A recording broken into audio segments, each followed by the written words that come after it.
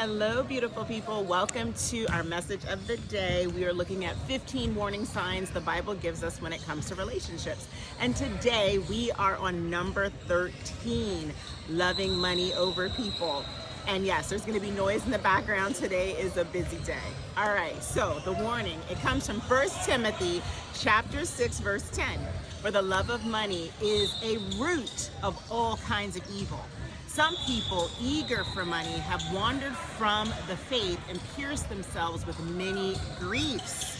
Now, when money becomes a priority, relationships can turn selfish. They can be transactional or strained. The verse does not say money is the root of all evil. It says it is the root of all kinds of evil. Money itself is not the problem, all right? It is the place we give it in our hearts, meaning that people do all kinds of evil to gain money as they have made money their idol, and that's the problem. When money is your idol, you will cause harm to others to gain more of it. A relationship that is based on transactions is an empty relationship. And in relationships, the love of money, it can quietly shift priorities and then cause people to value success or status or security over connection, over trust, and care for others. And care for others needs to be in the forefront. So when money becomes central, it can lead to comparison, which we know is not a good thing.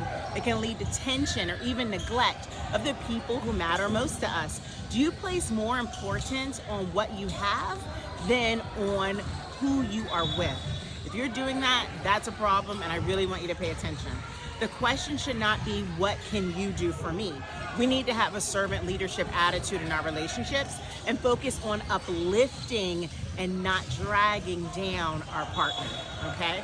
So when we have a servant leadership attitude and we focus on uplifting others and not dragging them down due to greed, then you have a more commendable and a more positive relationship, which is what we want.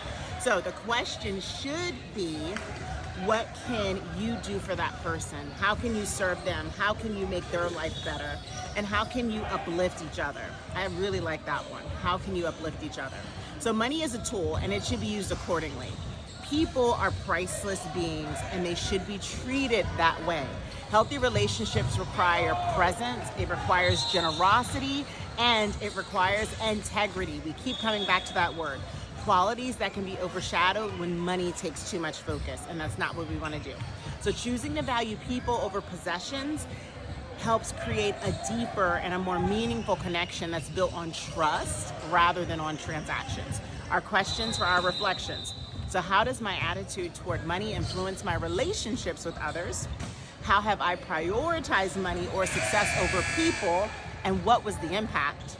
And what ways can the pursuit of money create tension, comparison, or distance in my relationships? And how can I practice valuing people over possessions in my daily interactions?